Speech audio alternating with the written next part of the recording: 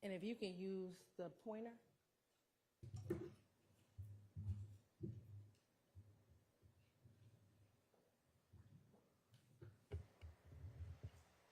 Looking at the map, are you able to see the area or the neighborhood that it appears that the phone is in?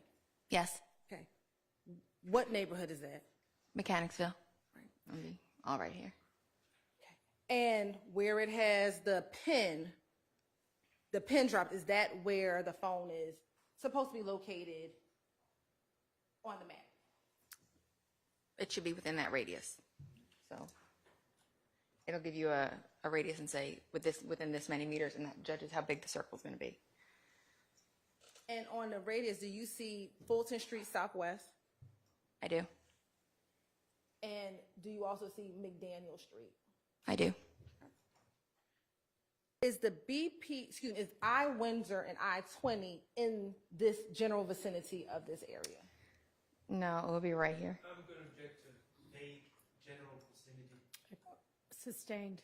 Within the map, are you able to see where the I-20 Windsor area is? Right here.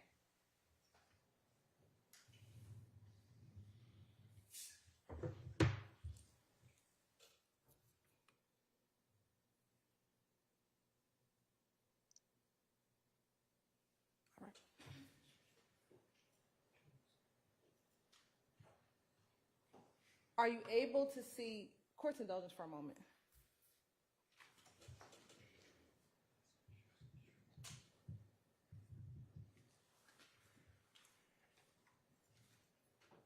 Thank you.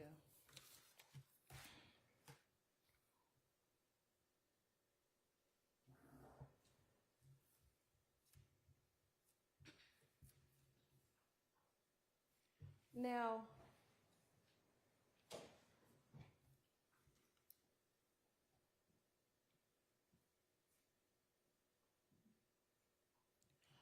do you recall Mr. Shar asking you about whether or not the phone call that was at 9:59, where the call says get on FaceTime, where did you get that time information from? Yes. And where was it that you received that time from? The wiretap itself.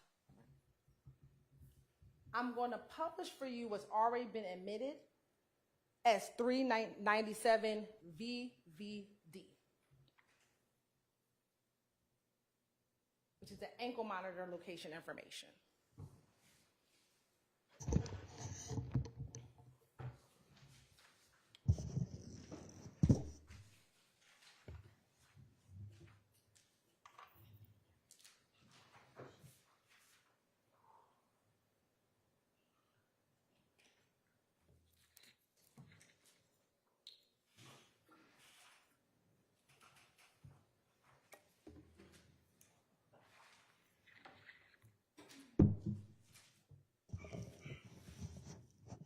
Looking at 397 VVD, do you see a time for 9:59 p.m.?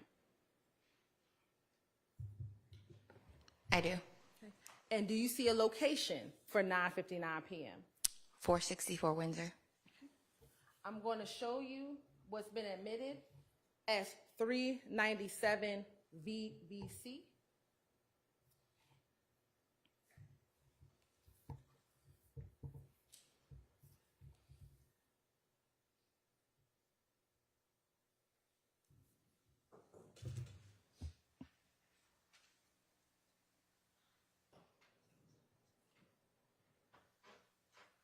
Do you see that same address located on 397 VVC? I do. Okay. And is that the is that the BP gas station? It is. And is that the BP gas station located at Windsor and Fulton Street? It is. Is that the same BP gas station that you saw on surveillance video? It is. Is that the same BP gas station where the car that was rented by Shannon Stillwell and Demekion Garlington is inside of is at that gas station? It is. Is that the same gas station where the white Ford Fusion is in, that DeMarco Boyer is in, at that same gas station? It is. And is it at 9:59 that call comes in that for them to get on FaceTime? It is. And in looking at the surveillance video, is that moments before or after the red car in which Mr. Drinks was in is pulling off from that gas station? I'm going to object to cause for speculation. I don't know how the video cameras link up. I think that's an argument. Do you want to rephrase the question? Sure. On the surveillance video, do you see at approximately 9:59 from the BP surveillance video that car, Mr. Drink's car, leaving the gas station? I believe Mr. Drink's car leaves the gas station, and then the other cars shortly thereafter follow. And then do they then go to, those cars go to the light that's on the FedEx surveillance video? Yes, they stop at the light. All right. Now let's go to the FedEx surveillance video. Sure. All right.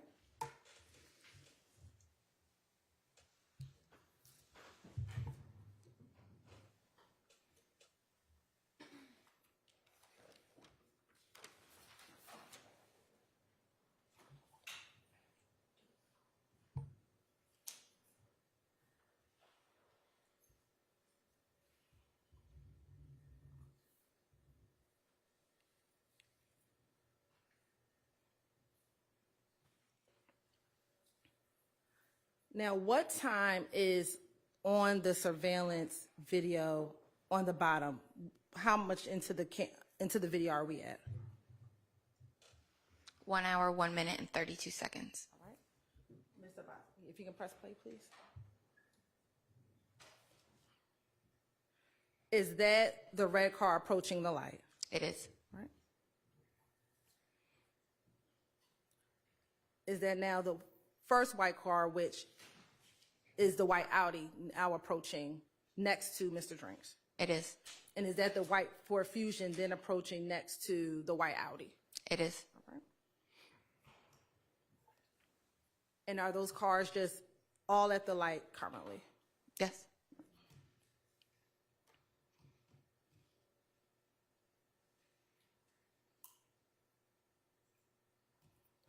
And do we now see cars moving in the opposite direction? Yes, oncoming traffic is starting to move.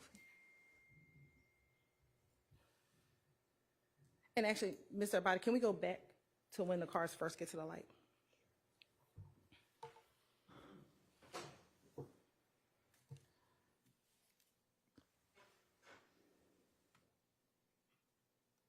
I want you to tell me, I'm investigating what time does the red car first get to the light?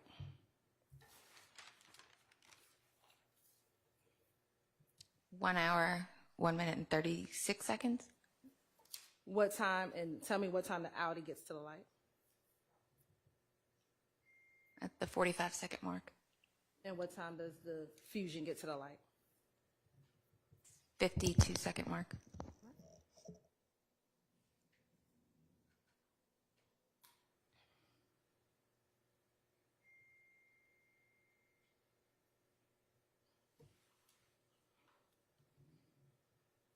What time does oncoming traffic start? 1 hour, 2 minutes, and 11 seconds. Are they still at the light? They are. What time does this car that's behind pull up?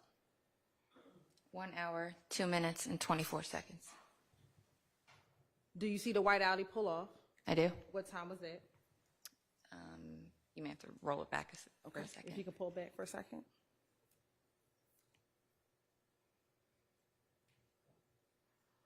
You may have to go back more because it's already pulled off. You can go back to 10211.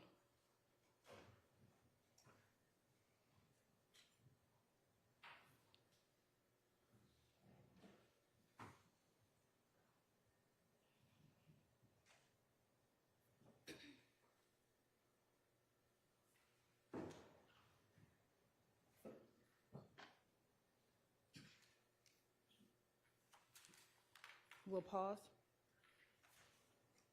Do you see the Audi pulling off? Foot comes off the brake at about 1 minute, 1 hour, 2 minutes and 21 seconds, and they pull off at 1 hour, 2 minutes and 24 seconds, or 23 seconds. And prior to the Audi pulling off, do you see the Fusion make any movement? No. Okay, let's go back. Can you go back to 102:15?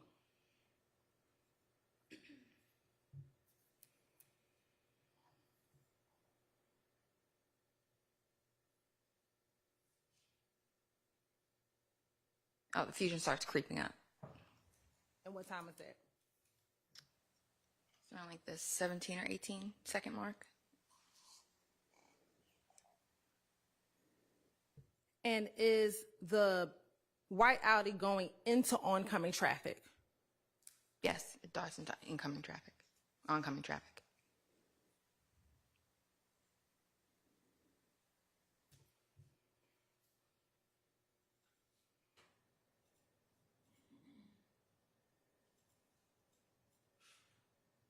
The lane that Mr. Drink's car in, is that the left turn lane? It is.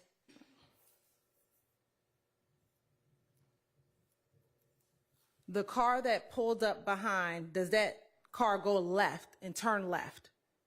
Yes. And you said that you've been out to this area before. I have. Is the middle lane a turn lane? No. Is it only the left lane? Yes.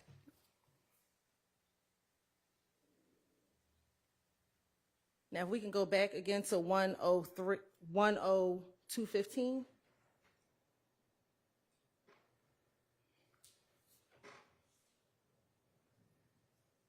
Now, investigative review, I want you to focus on, remember the individual you saw walking in the video before? Yes. I want you to focus on that individual walking.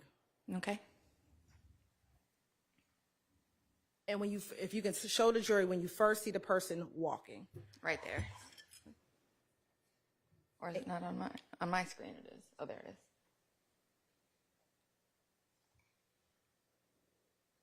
And you keep playing. Do you still see the person walking? I do.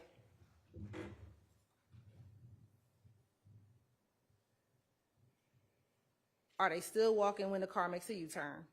It is. They are.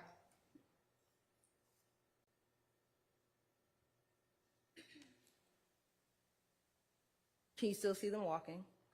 It's muffled, but yeah, they're still continuing towards the intersection on foot.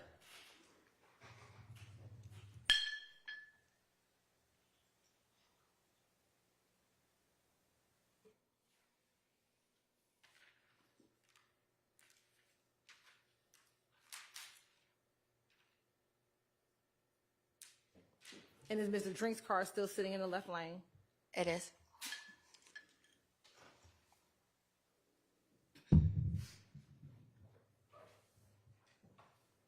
Do you still see the individual walking?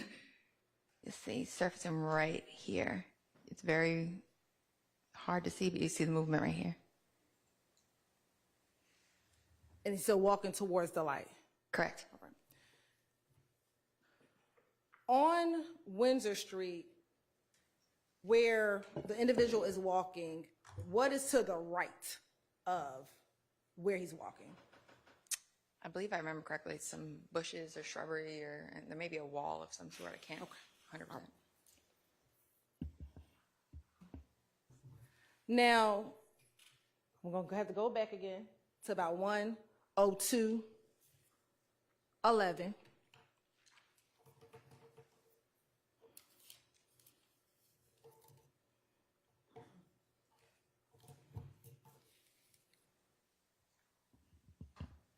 Again, is that where all three cars, the Fusion, the Audi, and and Mr. Drink's car all at the light. Correct. Now let's focus our attention on the car that pulls up. What time does the car pull up? At about the 27 to 28 second mark at 1 hour, 2 minutes, 27 or 28 seconds. And I actually want to pause. Mr. Abadi, are you able to zoom in to that portion now? And once you zoom in, if you go back to 102.11.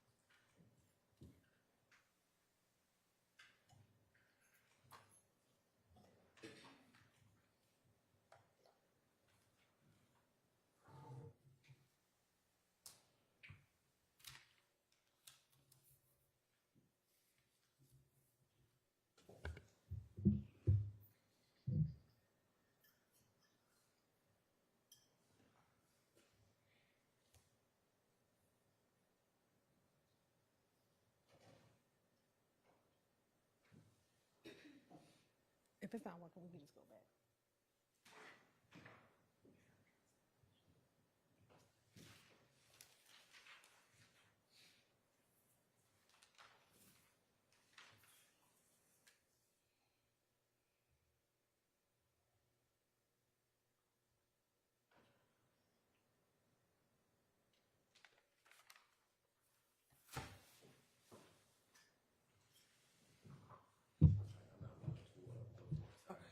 Thank you.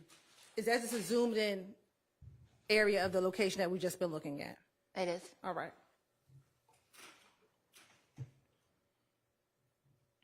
And now I'm going to focus on the white car that pulls up. Do you see the Fusion pull for it first? Correct. Is that the Audi pulling off into traffic? Correct. Now, is the white car behind those cars? It is. And from here, can you tell if the car that pulls up is behind the car with Mr. Drinks? You'll see like a gap here. It's like the tires are back towards the back of the car. In the turning lane?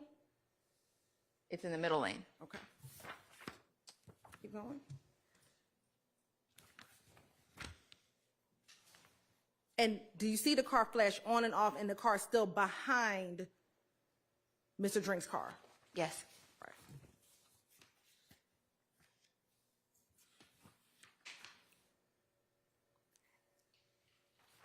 And is that light red? It is. And does the light turn green when he goes to make the left turn? It is. Following road traffic Correct. or following the correct signals? Correct. And is the car still sitting there? It is. At any point in time in this video, do you see any muzzle flash? No. But was Mr. Drink still shot inside of that vehicle? Yes.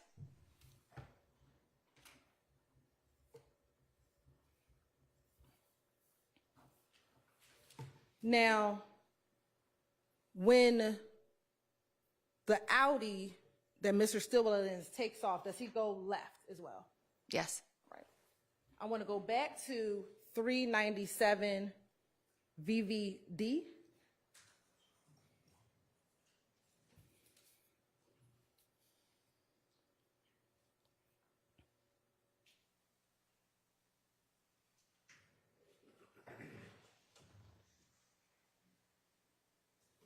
And I want to go all the way up to the top initially, Okay. this exhibit.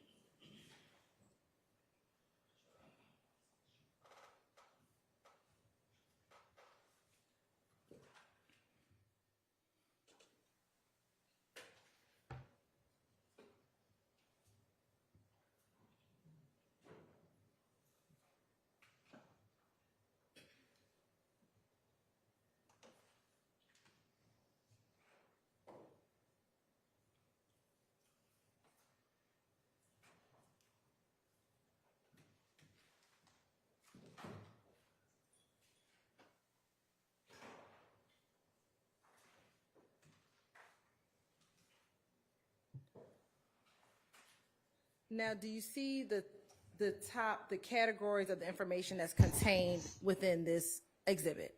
I do. Do you see column I? Yes. And what does column I say? Speed. All right. I want to go back to March 14th, 2022.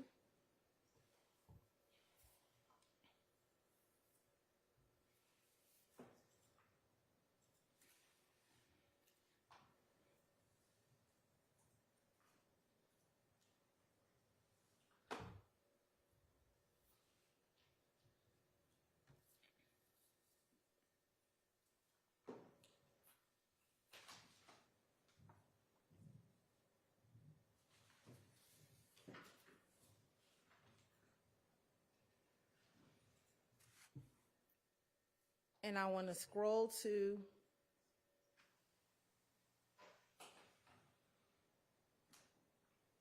when we last looked at this document at 9:59, was he at the location at 464 Windsor Street? He was. Okay. And at 10 o'clock, was this at 464 Windsor Street? He was. That's the same BP gas station. Correct. All right. At 10:01, was the encounter at 405 Cooper Street Southwest? It was. All right. And do you see that column I where it says 17 and 18? Correct. All right. And that's the miles per hour, right? Correct. Okay. When we go at 10:02, PJV2 plus VR, is that at 18 seconds? 18 miles. 18 miles per hour? Yes. Excuse me. And I want you to remember this PJV2 location, all right? Okay. The next location, 500 Northside Drive Southwest, how many miles per hour? 90. And what time is that? 10:03. Is that 2 minutes after the car is at the, or the ankle monitor at the PJV2 location? A minute. Excuse me, a minute after the PJV2 location, Yes. right? I want to show you 397 VVF.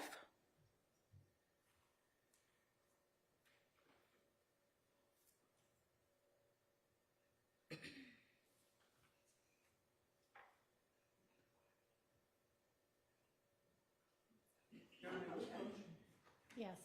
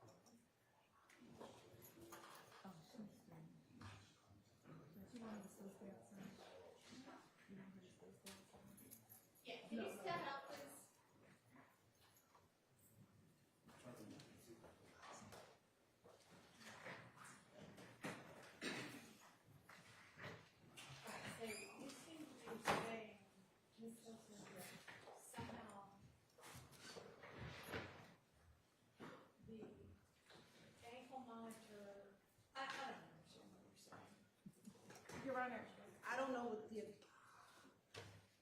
Mr. Sharp's going to tell you why he objected. I had already asked the witness the question about the 90 miles per hour. So that question was done. My next question, I asked her to read the location of PJV2. That's it, what was on the spreadsheet. Then that is when Mr. Sharp objected. So that is the objection that's on the floor. At this point, I've asked her to read PJV2. Well, she is reading off of an ankle monitor report from the ankle monitor company. To the extent that she reads off of it, that's not really my issue. It's when she starts to interpret the data.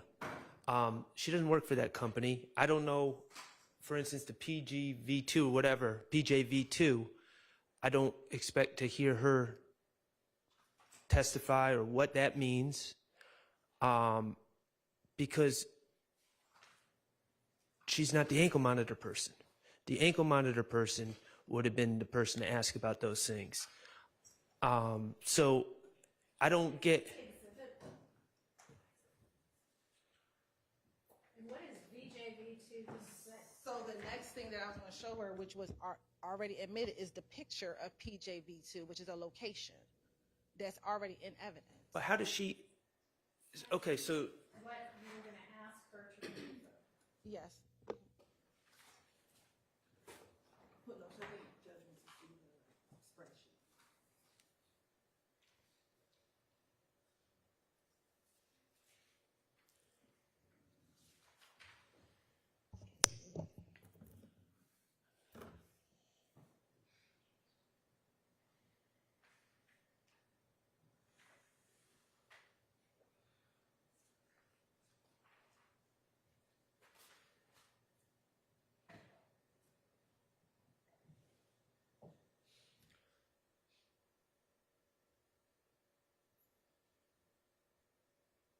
So this is the spreadsheet, Your Honor. Okay. On here, which I had her read earlier on the spreadsheet, the column has the name, column D has the date and time, column E and F is longitude and latitude, and column G is a location.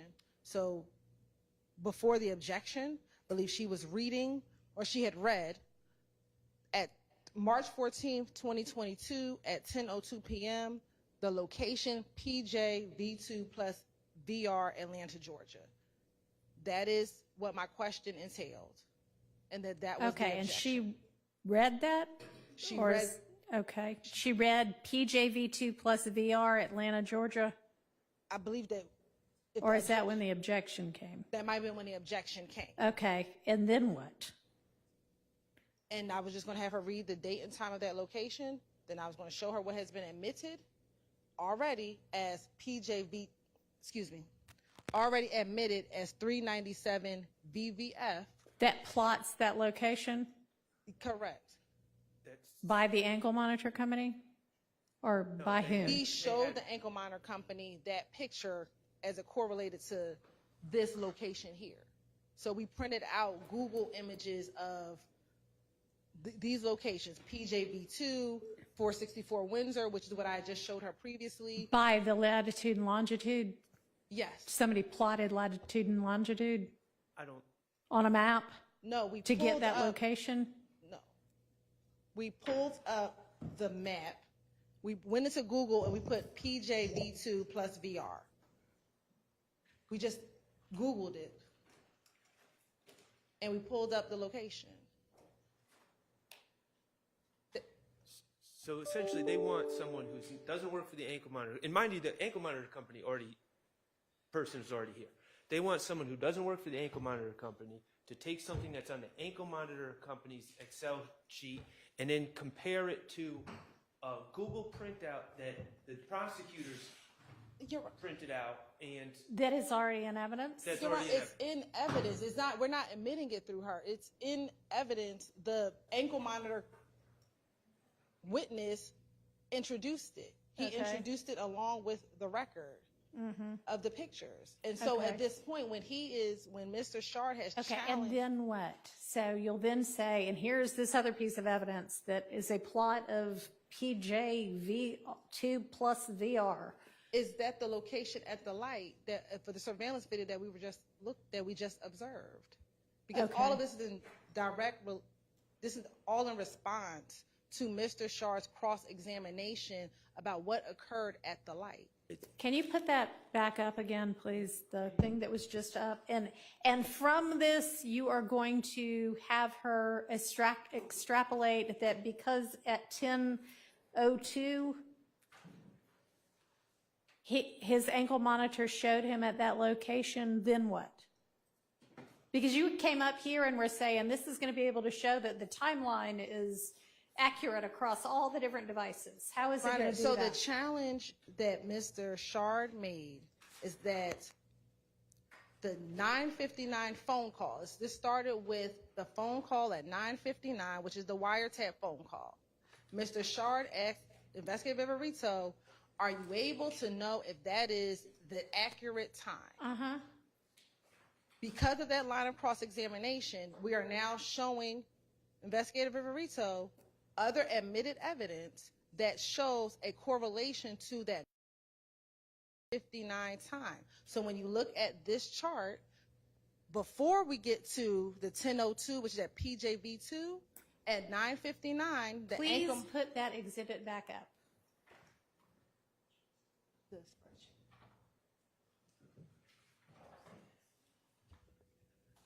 Or hand it to me. I'm happy to have a paper copy of it.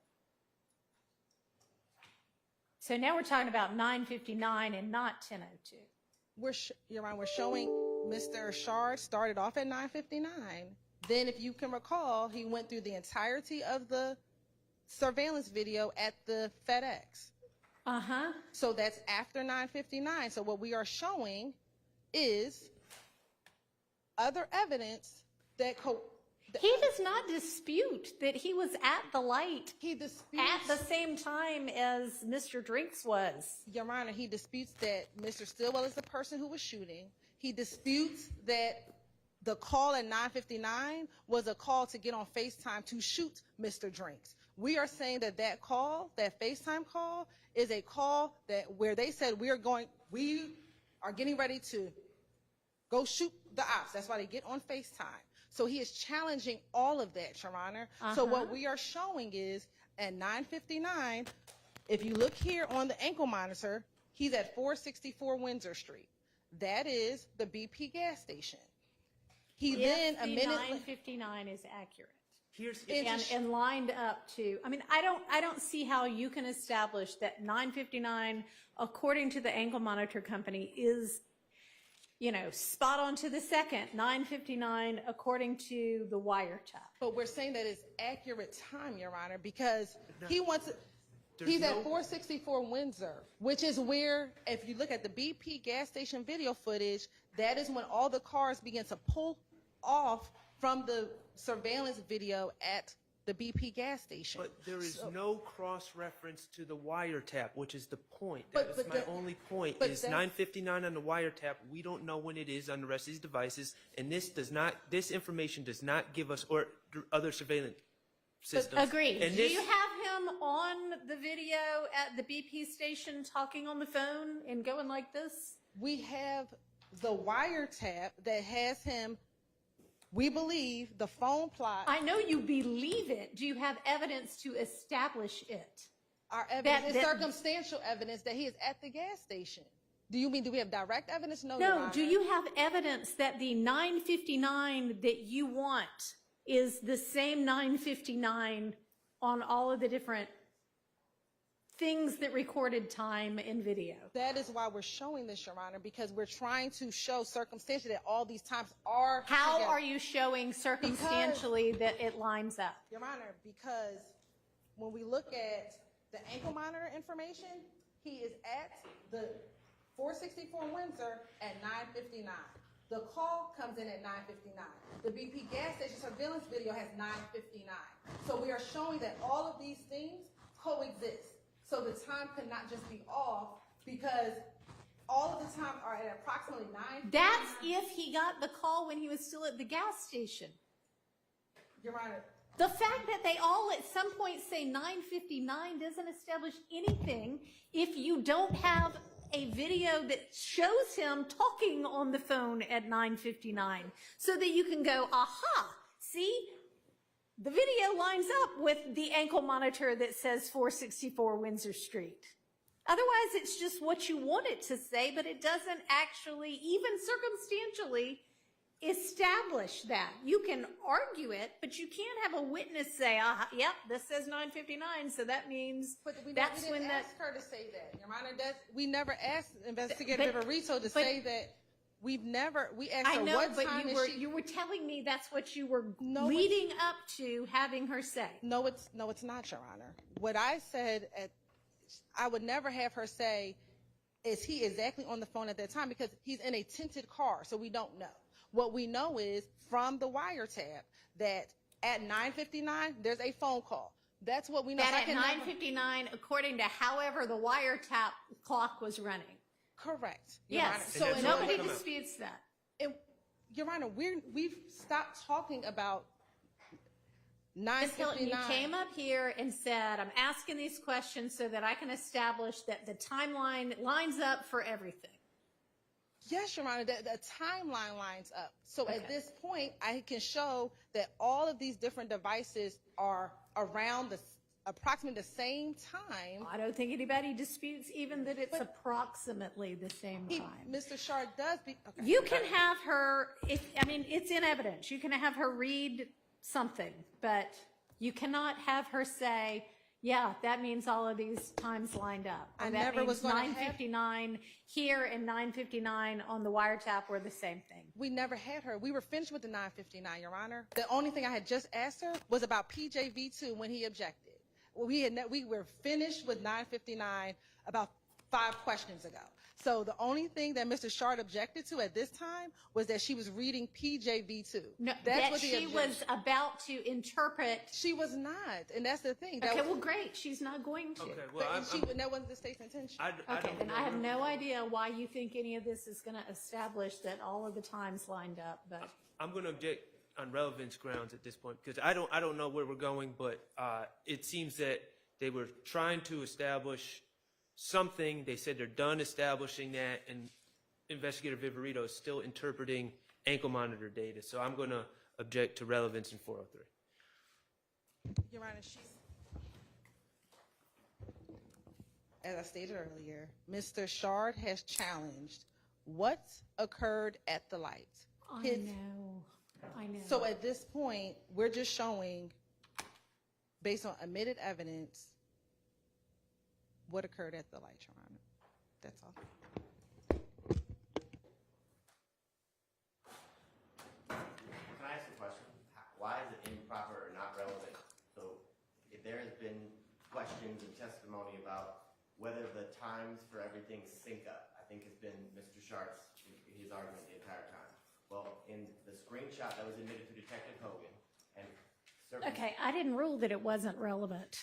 What we discussed up here at the bench was that it's not within the scope of redirect, which is when Ms. Hilton said, oh, yes, it is, because I'm going to be establishing that all of the times line up. But on cross, he disputed that the 959 from wiretap was anywhere close or could be related to the 959 anywhere else. Was established as being the same 959, and I have heard nothing that, maybe you could tell me how you can establish that.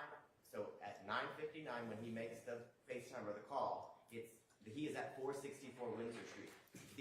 Okay, so then you go to your next step. No, that is, how do we know that he's at 464 Windsor Street? Says it. Because some other item of evidence says it, and we don't know that they're all running on the same clock. That's what we're trying to show you it is. Because at 9:59, if everyone would just wait, and we'll get to the big ta-da. So at 9:59 on the wiretap thing, it says 464 Windsor Street. On the ankle monitor, on a separate device, at 9:59, Mr. Jackson is at 464 Windsor Street. That correlates. They're the exact same place at the exact same time. At 10:02, it shows that he's at PJVR2, whatever. That's the intersection of I-20 and the light.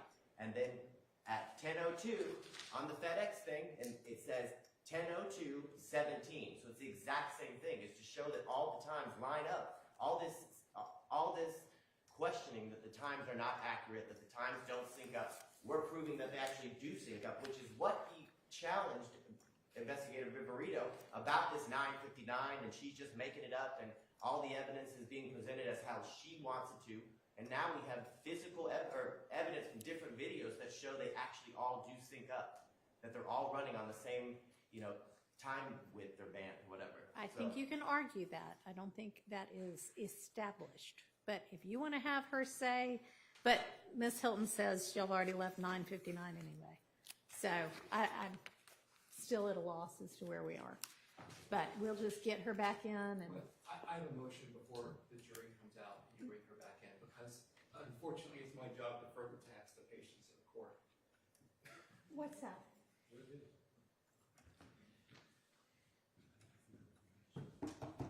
Yeah, I have a motion to strike the testimony of Investigator Viverito as well as any evidence that came under her. And the reason I make this motion, Your Honor, is yesterday it came up that she had not been, that she had been following the case. The court asked me to not pursue that. I'm not. Come up that she had been following the case. It came up that she knew that somebody had mentioned her on Twitter. Okay, and your opinion would have been different if she was following the case? Because, No, if you know that she was following the case, that doesn't exclude her as a witness. You can let the jury know that. okay, because You can ask her that. I can ask her about her following the case? Sure, and we'll see what she says. Okay. And if that's so, then it still doesn't exclude her testimony. It just lets the jury know, well, she may know some of this other stuff from listening to some other witness. Okay, because what I would like to get into, and we may as well bring it up now before the jury is here, is that she got into an altercation out in the hallway with Kayla Bumpus. Why is that relevant to the guilt or innocence? I'm about to go there, Your Honor. Okay. Just let me finish a second. She got into it because she was watching Kayla Bumpus's YouTube feed about this case, and Kayla Bumpus apparently called her. Okay, you may get into whether she has been tracking this case. Mm-hmm. You may not get into whether she got into a dispute with somebody about their posts. It gets into her bias against these defendants, Your Honor. It goes directly to it. What are you proposing to ask? I'm proposing to ask if she told Kayla Bumpus in the hallway that that was the last time she was going to call her a hoe. It goes direct. I'm sorry, the last time who was going That to call? Kayla, sorry for the pronouns, that Kayla Bumpus was going to call Investigator Viverito Do we need to a get hoe. into who it was, or just that somebody? I think we need to get into who it Why? was. Why? Because she's married to Mr. Jackson. Well, was she at the time? Is this for real, y'all? Yeah. Well, None of this is relevant. Whatever is happening between Ms. Bumpus, Mr. Jackson, has nothing to do with the guilt or innocence. Unfortunately, the bias of a witness, well, fortunately, or I strike that. It is not fortunate or unfortunate, except for the fact that it is dragging this case on even longer. But a witness's bias towards a party may always be shown. if she is in a dispute, if she is Don't in, talk at the same time. Kayla Bumpus is not a party to this incident. Kayla. Yes, but if she's married to one of the parties, then that might qualify. If I just maybe heard, I don't know, I'm not the proponent of this evidence. I'm hearing Mr. Weinstein out, but my silence should not be viewed as acquiescence that I believe this should be admitted. I need to hear what Mr. Weinstein's saying because I may have an objection myself. what I'm saying is that if there is a relationship between Ms. Bumpus and the defendant, then Investigator Viverito's bias against that. Against being called a bad name? No. If she is in an altercation with someone that's in a relationship with the defendant, I think, and especially if it is a threat, because How is that a threat? that's the last time you're going to call me a hoe. I mean, I've had clients arrested for less.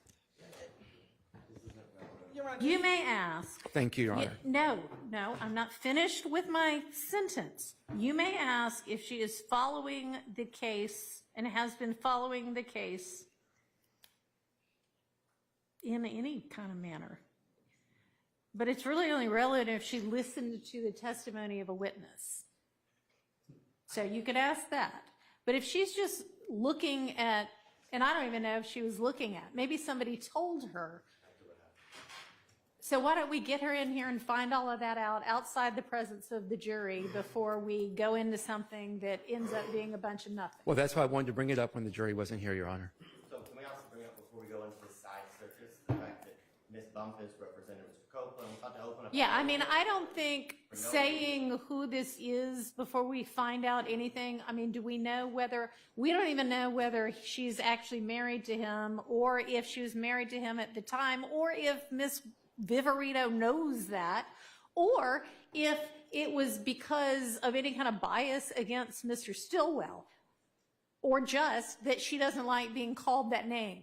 Well, and no one would, Your Honor, obviously. But if she is in an altercation with someone in a relationship. What do you mean by altercation? A verbal altercation. Okay. I mean, You know, a if there's- verbal, that's the if there- last time you're going to call me that? Excuse me, I'm sorry. That's the last time you're going to call me that? That's not exactly an altercation. Is that, Okay. is that all you've got? That's all I have. Okay. That's it. I think that this is 403 material. There we go. One for the stick. Hoisted on my own petard, Your Honor. Correct. All right. Let's get the witness back in and the jury back in.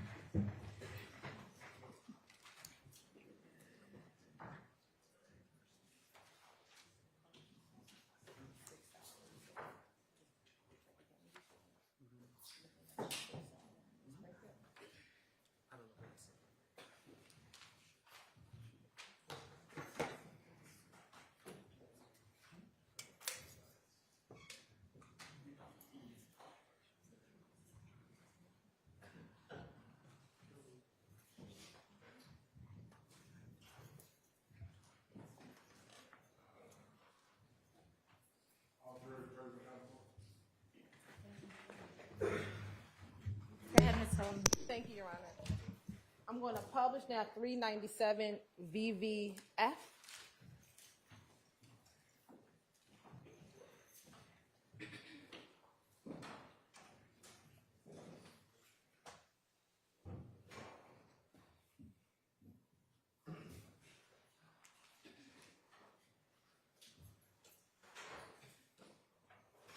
And looking at 397 VVF, do you see that same PJV2 plus VR location that you saw on the spreadsheet?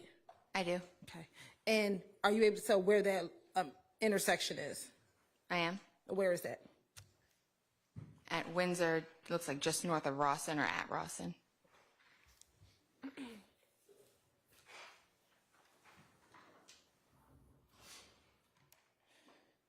Now, on cross, do you recall when Mr. Shard asked you about the handgun that was on the table at 2830 Waters Road? I do. And he asked you about 3 types of guns: Springfield, Sig Sauer, and Smith & Wessons. Yes. Right. First, let me ask you, do you know if a Springfield makes a .40 caliber weapon? They do. Do you know if a Sig Sauer makes a .40 caliber weapon? They do. And do you know if a Smith & Wesson makes a .40 caliber weapon? They do. Permission to approach, Your Honor? You may.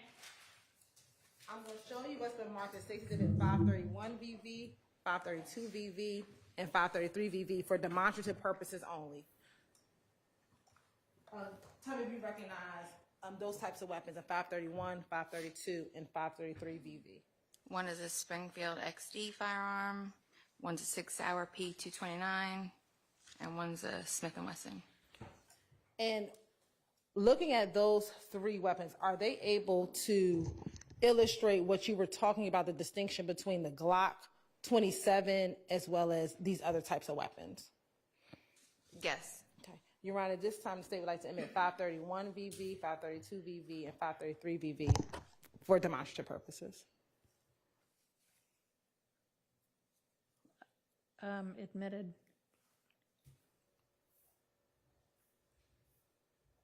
Permission to publish? You may.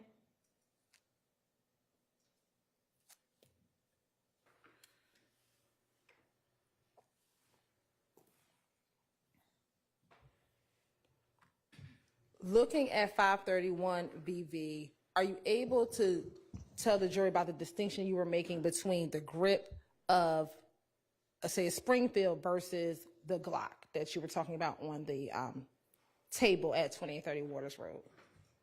Yes. It would be along the bottom part of the grip. Say it one more time. Along the bottom part of the grip. Should be right. You might have to scroll it up for the jury. Or can you use the one at the... Or, I'm sorry, right here. This is straight across, like with a little bit of a piece that comes down towards the back.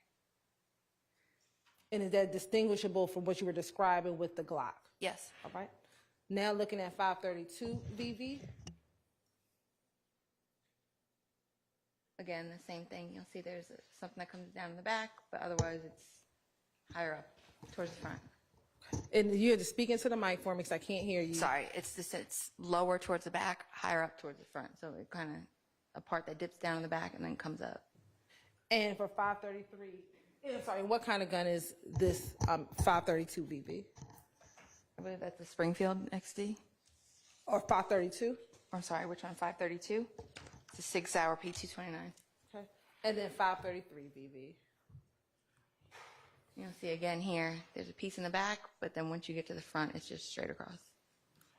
And then what type of weapon is 533 VV? That would be the Smith & Wesson. I'm sorry, the 530. Yeah, the Smith & Wesson.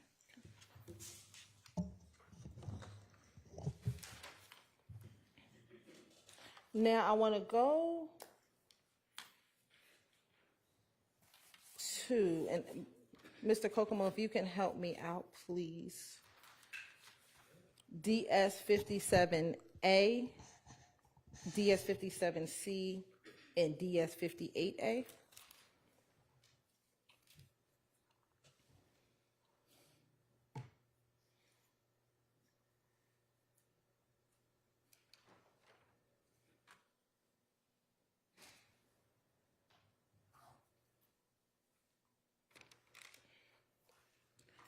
And while that's being pulled up, Mr. Shard, I think, asked you whether or not there were people, I guess, not necessarily looking for Mr.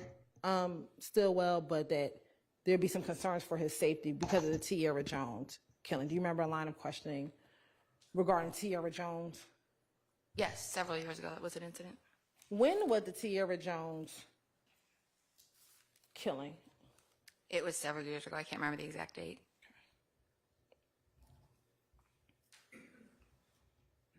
Do you remember the year? Not offhand. Now, looking at, I believe this is DS57A. Is this the communication between Mr. Stillwell and Miss Alexander regarding the shooting at McDaniel? Excuse me, It is. at I-20 and McDaniel. It is. Do you see any response from Mr. Stillwell in the text message that's, dang, babe, I was just at that intersection. Or, man, glad it wasn't me. I just missed being at that location. I do not. Do you see any text messages to Miss Alexander that says, man, I was just at that BP gas station a little while ago. That's up the street from there. I don't.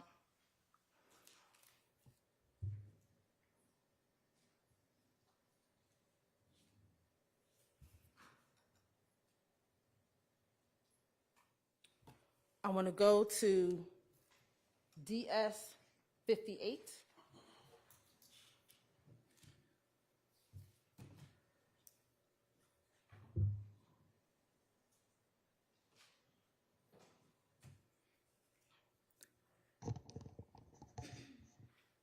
And is that the communication between Mr. Stillwell and his grandma?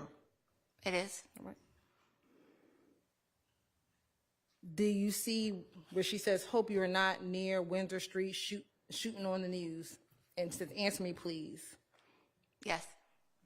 Does he say anything to his grandma? I'm like, know what, grandma? I was over there earlier, but it's not me. He does not.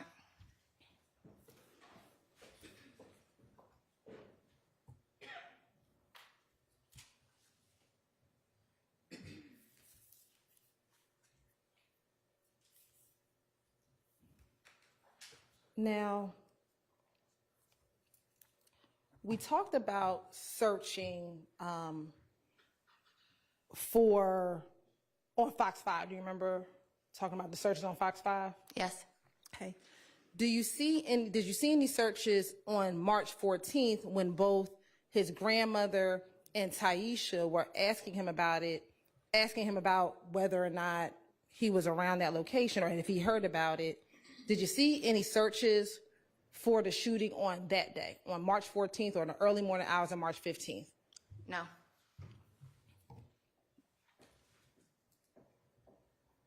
Are all of the searches on March 17th? They are. And is that the day he was ultimately arrested for these charges? Yes.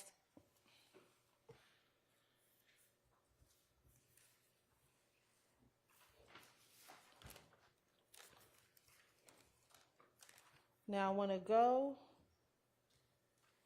to State's Exhibit 437 VV, page 2145, April 1st, 2022, from 11 minutes to 11:20 seconds into that call. What time's again? I'm sorry. 11 to 11:20. And you can pause the call. Yeah.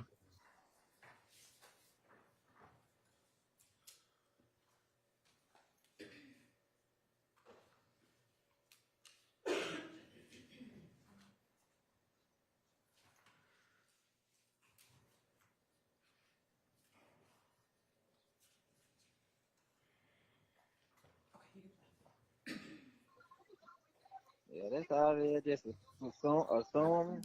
Hey, Yeah, I already know. Like when they got down, go to wiping down, doing them got down, them. You know how they gunpowder, forensics, all that shit there. yeah. You gonna come back clean. You see what I'm saying? So I ain't tripping on that. Uh-huh. Yeah.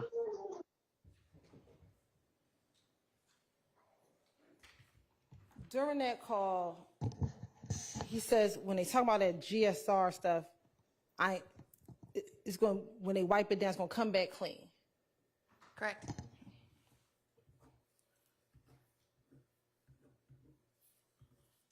At any point, he's saying, I don't know why I'm even I don't even know what any of this is about. No. Does he say to his best friend, I don't even know why they took this? Your Honor. Proper commentary, also facts not evidence. Sustained. Does he say to Demekion Garnt on this call, I don't even know why they took that car? No.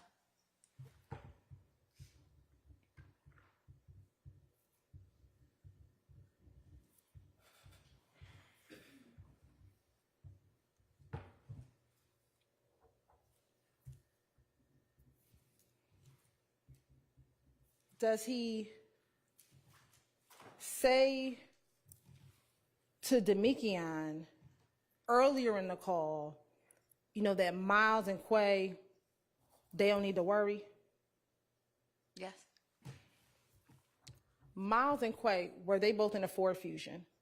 Yes. Were they in the car that was furthest from Mr. Drinks? Yes. Did you hear when Mr. Stillwell told Mr. Garlington, I told them not to talk to the police, don't say nothing? Did you hear what he told Mr. Garlington that? Yes. And this entire call is on the contraband phone Correct. that can't be monitored, Correct. or outside of it being a wiretap, cannot be monitored. Correct.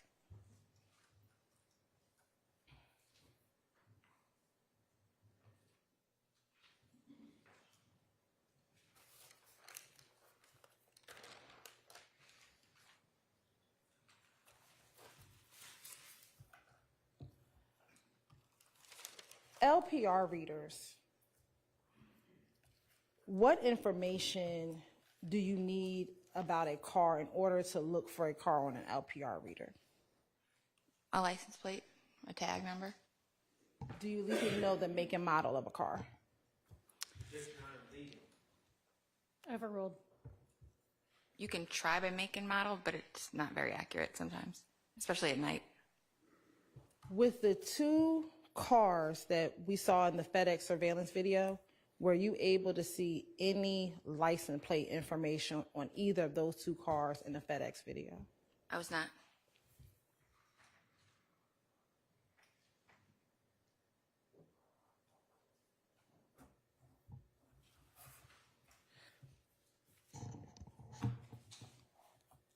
And at that FedEx video, is that where we see the Audi and the Ford Fusion run the red light? Yes. Court's indulgence. No further questions. All right, recross. Thank you, Your Honor. May it please the court. Investigator Viverito, good afternoon. Afternoon. So you were just asked about LPR readers, and I think the context is figuring out the car that did the U-turn and the car that sped up behind Mr. Stillwell. Okay. And you said you need a license plate and that you can't see the license plate from that video. Or if you have it, sometimes a make and model search might work, but at night, in my experience, it's not very accurate. Well, are you aware that it was in fact a make and model search that night that revealed the license plate of the white Audi and the white Ford Fusion? No. Okay. That Detective Ender, I believe her name is, did? Okay. So the bottom line is LPR search by make and model, it's never going to work if you don't try, is it? No, but if you're saying she did it for those two, it probably should have captured whatever other car. Okay, I agree. All Yeah, right, but- so what's the license plate of the car that sped up behind Mr. Stillwell? Well, I was going to continue. Like over the summer, I've been working in investigation quite extensively, looking for a very particular two cars in the city. I probably have searched every LPR in the city by make and model. And at night, you may put white Nissan. You may put white this, white that. And I'm getting back white Tesla, When I look at the license plate and pull up the results, they're not correct. Okay. And I appreciate that anecdotal story about what you've been doing this summer, but the fact is, that night, make and model was used to reveal the license plate of the Ford Fusion and the white Audi. Right. My And it was nighttime on March 14th, correct? Right, but depending on what LPRs those cars had hit, that location on Windsor right there, I don't know if there's one right there that would have caught it clear enough. Okay, well, what LPRs did the car that sped up behind Mr. Stillwell that has not been tested for gunshot residue, what LPRs did that hit? You'd have to ask Detective Hogan. Okay, well, you keep saying ask Detective Hogan. One minute you're on the side of Windsor Street trying to find homeless people as part of this case, Correct. and the next minute you don't know anything about the case and it's ask Detective Hogan. That's not what I said. Okay. Well, I want to know, do you know if any LPRs were run on the make and model of any cars besides the white Audi, the Ford Fusion, and the red Versa? Do you know if any other LPRs were run or even attempted to be run? First, I wasn't in charge of running the LPRs for the case, Okay. and if they were running it by make and model, that maybe they saw, if you have a make and model, it's much easier than just say, not having one that you're looking for. Okay. You talked about the phone conversation between Mr. Stillwell and Mr. Garlington about he never told Mr. Garlington, I don't know why I'm being arrested or something to that effect, or I don't Correct. understand. Okay. When people are arrested, you've arrested people before, right? Correct? Okay. And you typically tell them what the charges are. You give them that courtesy. Yes, of course. And you tell them what you're arresting them for. Of course. Okay. They don't have to agree with you, but you do inform them of that. Correct. Okay. So, are you saying that Mr. Garlington is the first person that Mr. Stillwell would have talked to after being arrested on that jail call or that phone conversation? Is that what you're saying? No, he'd been in custody for a minute at that point. Okay. And you would agree that there's probably been significant ability for the people that arrested him, other people involved with the case, to inform him what his charges are and generally what he's accused of. I don't think that's what Ms. Hilton meant. That's not how I took the question for me. Okay, cool. We pulled out this mapping information for the call on March 15th at 2 a.m. Correct. And it showed that, remember that radius? And it was Correct. Mechanicsville. Correct. Mechanicsville is, in fact, in the city of Atlanta, correct? Correct. It's in the city. Correct. All right. And finally, just one other thing I wanted to ask you about. This night, could you do me a huge favor? I think it's 471 DB. Could you publish? Did I get the number right? Oh.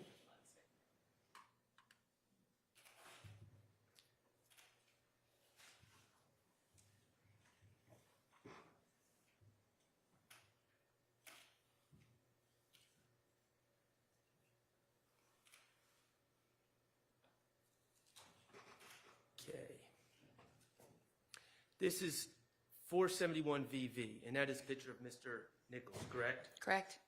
And on it says, on the picture on the right says, what you saying, I run with cold-blooded killers, bloodied killers.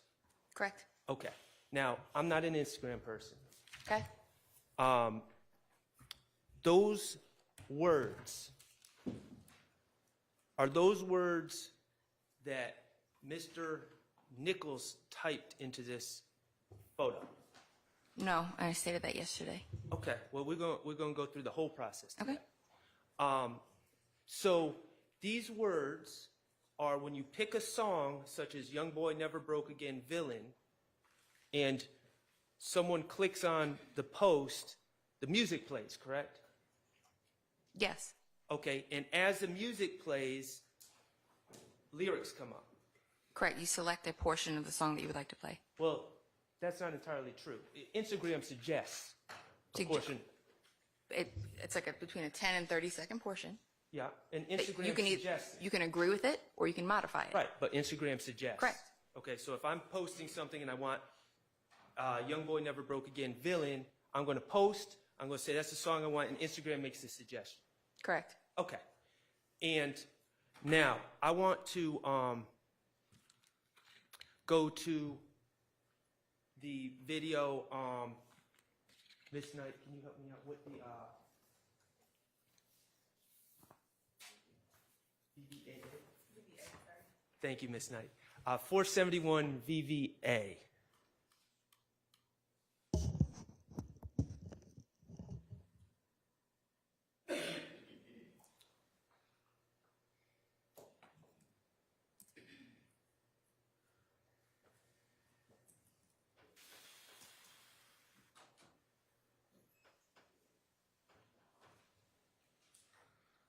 And Miss Knight's about to publish it.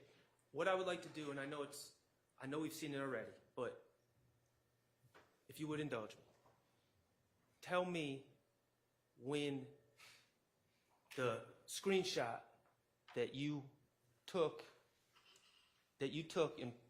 and provided in discovery for 471 VV, tell me when that comes up. I've been here to it all. I won't fuck with you often. Baby, I ain't got no reason. I think I need you. Stay down. I done came back from the dance, wipe off the leaves. I don't want any of these lessons from off the street. I fucked her the first night and then I never called again. Next time them out to see me, I was riding with a friend. I was gonna have my page private, but you know what, man? I don't give a fuck. But y'all pussy. Don't even come from no fake page. Come from your real page. I don't get no fuck, man. Come on, man. Hey, it ain't private. It ain't private.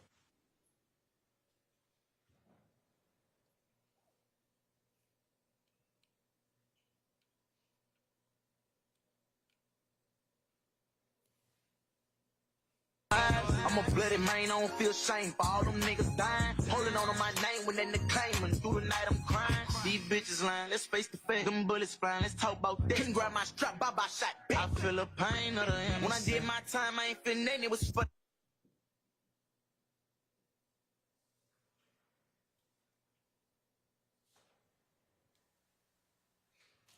And this is what they want me to do on Scudder Heights. I might die. Never get on another fucking roller coaster day in my life. Oh, you talking about? I don't want to talk. Won't speak on that, I'm too official. I heard your niggas let them choppers off. Strictly about beef. I go to war with any nigga. I heard them say that they won't smoke with us. Ain't got no better nigga, ain't gon' fuck with us. So what you saying is up. I step on any nigga. Name a block ain't hit, name a hoe ain't hit. Name a nigga don't try this shit to survive this shit. Every nigga don't try this shit, don't die this shit. I can't tell you, might have gone too fast. I'm not sure. Okay, could you go to 140 and just 138? Okay, right there, and just start playing again. I won't talk, won't speak on that, I'm too official. I heard your niggas let them choppers off. Strictly about beef. I go to war with any nigga. I heard them say that they won't smoke with us. Ain't got no better nigga, ain't gon' fuck with us. So what you saying is? So, Miss Knight, if you could just rewind it, and it's very brief, about 1 second. A little bit further. I appreciate it.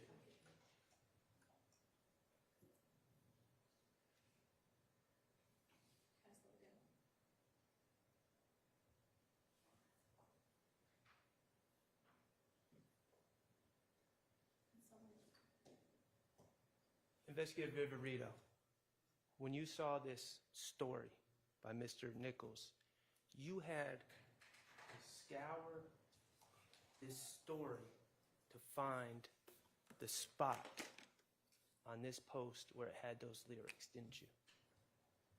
Well, no. I turned over in Discovery the video in its entirety because I felt all of it was pretty damaging and consistent with the case. But it's my understanding that we had to condensed the social media. So that was the screenshot that was turned over in lieu of the video. I'm going to ask that question again. To get that screenshot, you had to parse this to a millisecond to get those words up on the screen. Or I just took a screenshot, and it happened to be that one, and we kept it. Oh, it just happened to be that one. There are other things that probably would have been better to keep Okay. that weren't kept. So, so you just happened to screenshot. Now, you would agree that in this video, there's Mr. Nichols and these lyrics are being shown on the screen as music is being played. Yes, And you would agree that many of the lyrics, as the song is being played, are up on the screen and easy to read. correct. Okay. Right before the lyrics become easy to read, there is a split second, a millisecond, that has those lyrics in that picture. 471 VV, isn't that correct? Correct. You don't even know if those lyrics were the ones. First of all, you don't know if it was just suggested by Instagram or actually chosen by Mr. Nichols, right? The song was chosen by Mr. Nichols. Of course, the song. Okay. I'm talking about the lyrics.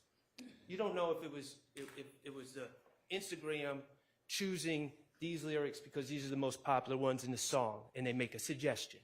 No, but based on the rest of the videos on the post, the theme is murder, bullets, guns, Okay. things like that. It fit. So, again, and you don't even know when it's on for that millisecond. Just supposing, hypothetically, if Mr. Nichols did choose the lyrics, you don't even know if that was Instagram just had the last lyrics up and then was getting to the lyrics he chose, which are shown clearly, or if it's something that Instagram just chose. You don't know. I don't, but he can preview the post before it posts to his account. Okay. So you have absolutely no evidence that Mr. Nichols intentionally chose those lyrics. Which is why I included the video in its entirety with the other posts about murder and shooting. And in preparation of this case, you scoured this video and paused it at that exact millisecond when it had those lyrics. Didn't you? Did not. I took a screenshot. Okay, took a screenshot. I'm sorry. At that exact millisecond where it had those lyrics that are in I- 471 V. I probably took several, trying to catch all the lyrics, and that was probably when we had to condense evidence. That's one that was chosen. How many different screenshots did you take? I have no idea. Well, We're talking can you about. just tell me from your report? I can't. You can look at my folder that was served to discovery and tell me.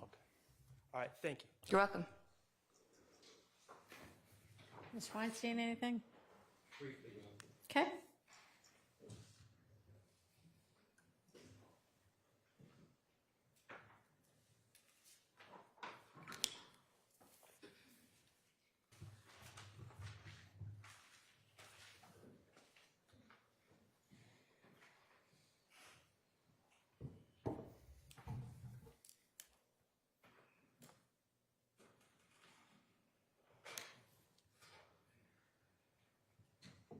Good afternoon, Investigator Viverito. Good afternoon. So you mentioned that Mr. Kendrick's phone was seized at the time that he was arrested on May 9th, 2022, correct? It was. And his phone was extracted. It was. Did you review that extraction? I did. And if you reviewed that extraction, did you see that he had been spending several months in LA and had only returned to Atlanta within a day or two of the day he was arrested? I did. Did you also see other location data within that phone? Absolutely. Okay. And in that location data, again, he'd been spending the bulk of his time in California, correct? Correct. All right. Did you look through all the photographs on that phone? I looked through a good bit of them, yes. The two photographs that were shown in court this afternoon, are those the only two photographs of interest that you believe were in the phone? No, there was probably a few. Okay. Did you find any evidence on that phone that Mr. Kendrick was in possession of any firearms? No. Okay. Let's briefly return to the Richard Mill watch. Yes, sure. Sure. I understand the eye roll. During the seizure that day, and I'm looking at a property report. Sure. During the seizure that day, you, and when I say you, I mean APD, can I say under your supervision? Is that accurate? I didn't work for APD at that time, so I Well, couldn't. okay, then let's just say APD. Y'all see, APD seized, APD seized a necklace and a pendant from a bedroom, correct? I guess I'd have to look at the report. I don't have it in front of me. Okay, well, you were involved in this. They seized a blue box of jewelry, correct? Correct, in a red box. And a red box of jewelry. They seized jewelry that was on Martinez Arnold. I believe so. They seized a Chevy Corvette, Yes. a Dodge Durango, Yes. a Mercedes-Benz AMG, Yes. a Mercedes-Benz GLS class, Yes.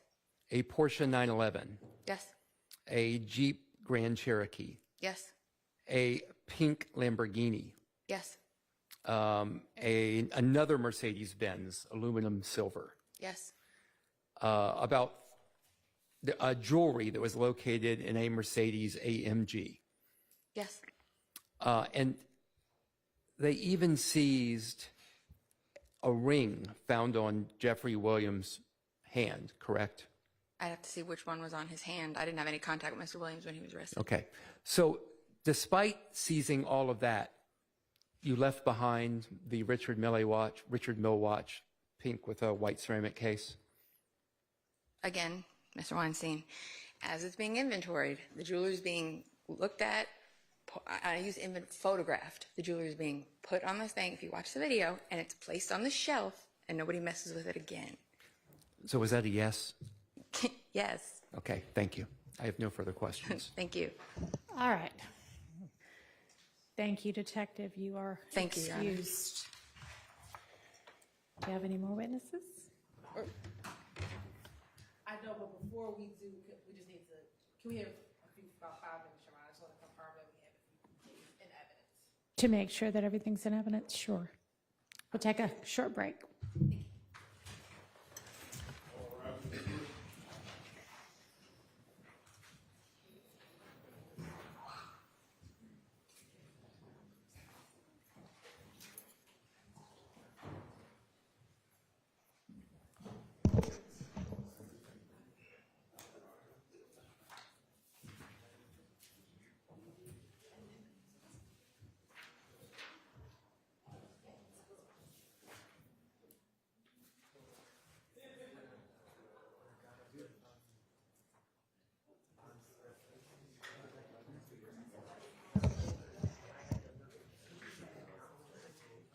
All right.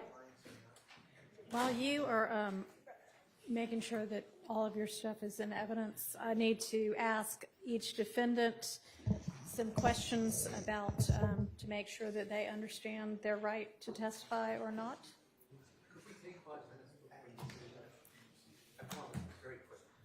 All right, let's be back at 4:45.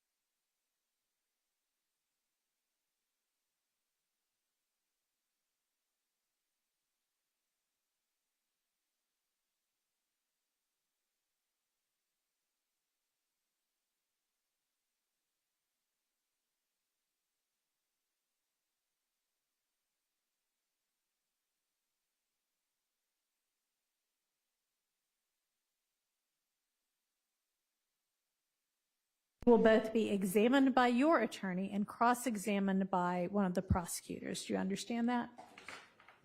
All right. And do either of you need any more time to talk with your lawyers about your decision whether to testify? No, y'all. All right. Mr. Kendrick, do you personally want to testify or not? No, y'all. Okay. Mr. Stillwell, do you personally want to testify or not? All right. I find that each of these defendants has made a decision whether or not to testify with an understanding of his rights. All right. All right, we need to do anything else before we get the jury out, and I'll ask if you rest. And then have y'all made a decision about whether y'all going to present evidence? Okay, you want to let me know, or you want to be dramatic about it? Okay. All right. All right, then I'll get them out. We'll close the evidence. I'll let them go for today and tomorrow, have them come back on Thursday. And tomorrow, I mean, we can start the charge conference. And, oh, forgot something. There'll probably be a motion, I suspect. Okay. All right. Forgot about that. Okay. So I guess technically you need to rest before that motion. So I'm going to have to bring them in, then excuse them again. Okay. Your Honor, Yes. I understand that we're trying to keep things moving. I'm going to ask if Your Honor would consider giving us the afternoon and evening to look at the directed verdict motion. I know that you've suggested we need to be doing that, but there's only 24 hours in a day, and I think it would probably be more fruitful if all of us had an opportunity to review kind of what's come in, and so we can sit down and have an educated discussion. Sure, that's fine. So tomorrow we'll gather together. You'll present whatever motions you have. Thank you, Your Honor. Whatever response there is, I'll have to consider all of that. But I would also like to do the rest of the charge conference, the RICO part of the charge conference. Can we have a further discussion with that once we excuse it? Yep, sure. Okay. What are you, do you need? I was just thinking procedurally, what happened? We rest, then we have, do we bring them? We rest. I let them go for the day.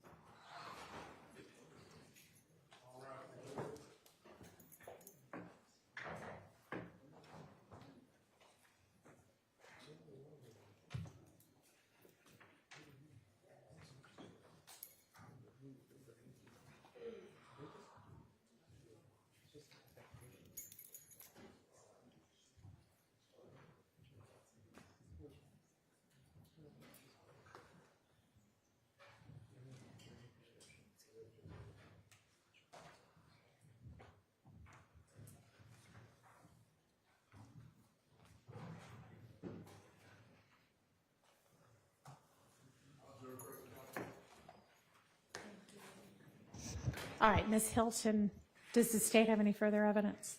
No, Your Honor, the state of Georgia rests. All right, thank you. Okay, ladies and gentlemen, considering the hour, I think that I'm going to let y'all go for the day. And then actually tomorrow, we will all have matters to take up outside of your presence. That's been kind of a common theme in this trial, and it happens in every trial, I promise. So y'all will have the day off tomorrow, and we'll see you back Thursday at 9 a.m. And just let me remind you all of the instructions that have been applicable to you for the entirety of this trial remain applicable right now. Don't try to find out any kind of information about this case from any source outside the confines of this courtroom. Don't talk to anybody about this case. Don't let anybody talk to you about this case or anybody involved in it. Don't try to do any research about the case. Don't ask anybody hypothetical questions about the case, and we'll see y'all on Thursday. Thank you.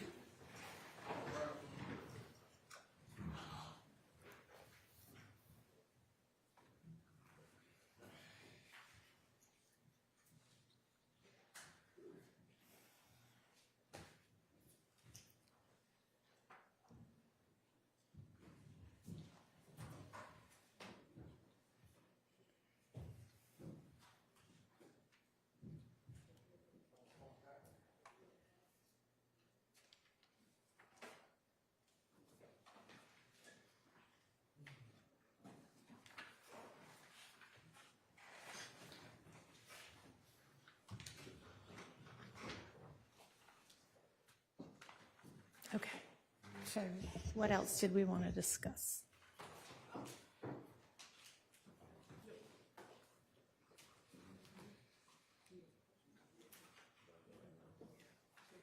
When we were, Your Honor, when we were talking about the RICO jury instructions, I guess what I'm trying to figure out, I understand that we have certain jury instructions, preliminary, we both submitted preliminary jury instructions. Yeah. And I know that we have certain ones on that document that we're all sharing. Mm-hmm. I'm just trying to make sure, are there any other proposed instructions from the state that I need to be aware of to prepare for argument? Because I don't want it to be sprung at the last minute. I mean, I haven't gotten any. Are there going to be any more forthcoming? I've been trying to put some together from various things that I've culled from different RICO cases, and that was pretty rough when I sent it to y'all yesterday. I've worked on it a little bit more today, so I'll send y'all an updated draft, which, Ms. Percival, let me send that to you right now. So what this is now, it will look somewhat familiar, but it's in a little bit more polished form. So the first 4 pages are what I've put together, and then the last page and a half probably is lifted, some of the language lifted from the APS, RICO, not APS Atlanta Police, APS Atlanta Public Schools cheating trial. I have looked at some other trials too and tried to pull some language from that, but if there's something else, I haven't gotten it yet. Mr. Floyd, are you going to be providing us with any suggested jury instructions on RICO and or a possible verdict form with regard to RICO, which would be really nice? Those are separate but related questions, Your Honor. So to answer the first one, we haven't sent anybody any additional ones.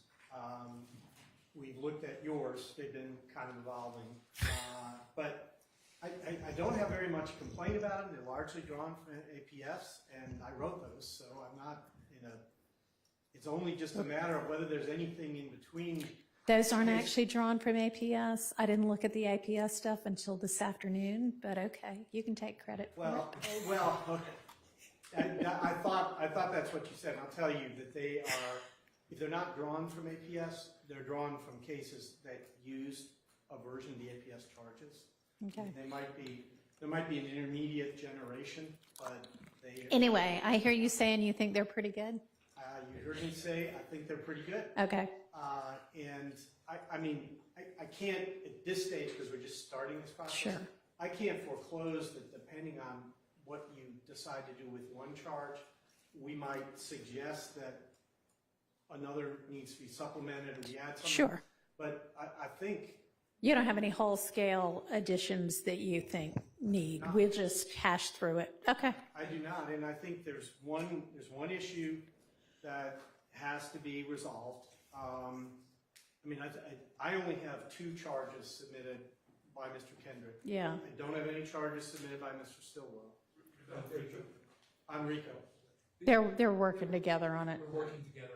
Okay, that's what, I'm just making sure I'm accounting for everybody here. I understood they were from the defense. They had the name Kendrick on them, so that's why I made that specification. Thank you. But I'm gonna surprise you. We disagree with them. I'll explain why. One is a short explanation. One is a longer explanation. You have statute of limitations. And then Oh, yeah, I already told him he's totally wrong on half of that. Okay, You missed that part. But Okay. Blunt, Your Honor, it's fine. All right. It's the opposite. The rule is the opposite of that. all right, well, we'll get into the nitty gritty tomorrow if that's okay with everybody. Sure. And the other one, which is how you instruct the jury about overt acts and what conclusions they need to reach, that feeds into the jury form. And I've done a good bit of research and I have some things to say about that. Well, if you have anything for me to consider sort of in the interim, because you probably are not going to be, you might be working on the directed verdict motion and response, but if you're not, and if you have something that I could be considering in the interim, go ahead and send it to Ms. Persifield. Will do. Because, it's a lot more straightforward when you're alleging RICO and not a RICO conspiracy. And so I definitely want to get right what it is that the jury has to find. Understood. Yeah. So, yeah. Yeah. So, I can tell you that what the state submitted is based significantly on APS, which was also a RICO conspiracy case. It was also based significantly on the jury charges that were submitted in a federal Georgia RICO case based on sex trafficking this year. Okay. And also on a case that was tried last year in Brunswick that was a Georgia RICO conspiracy. All right. So it's sort of the evolution of that.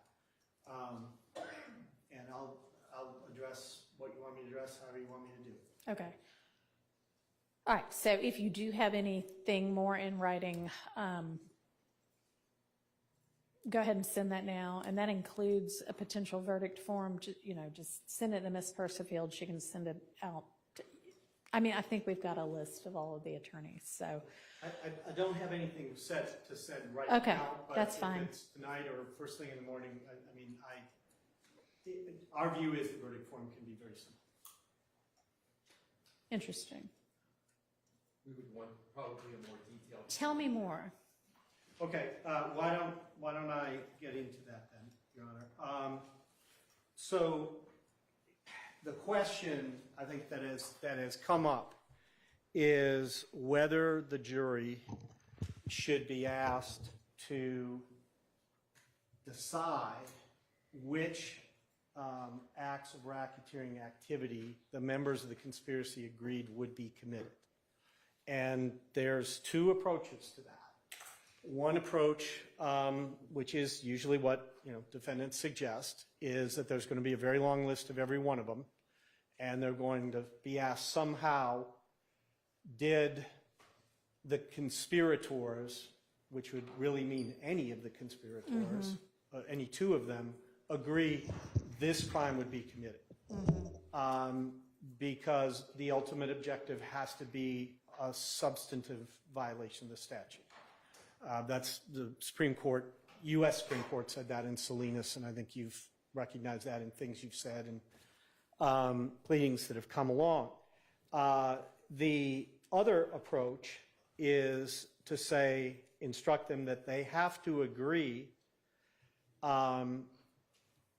that the conspiracy contemplated certain types of acts of racketeering activity, and they have to decide whether the conspirators agreed that any of those types would be committed without going to specific ones. So, and usually when I've addressed this issue or something like it, the argument from my opponents is, well, why wouldn't we want to know everything? And the answer is you get a case like this where you have almost 200 overt acts. About half of them are also racketeering activity. And that is an opportunity for a lot of confusion, and it takes a lot out of the jury. It's a big ask for them. And jurors... No, we've already asked so much of them. I suggest we ask not that much more, but that's just me. But the point is that is just not normally how it is done. And this starts out with, and I know we submitted a brief on this earlier, a bench brief, but it starts out with a basic understanding of what conspiracy is. And the crime in conspiracy is the agreement. The crime is not the commission of acts of racketeering activity because none have to be committed Right, it's for a the conspiracy agreement plus violation. one overt act. Exactly. And the function of the overt act is important to understand too, because the overt act doesn't have to be a crime. And the reason is the function of the overt act, which is to show that the conspiracy is in operation. You know, I mean, Right. and I realize I may be telling you a couple things that you are very familiar with, but I will be very brief. I mean, common law, no requirement for overt acts at all. There's no constitutional requirement. Federal RICO doesn't require overt acts.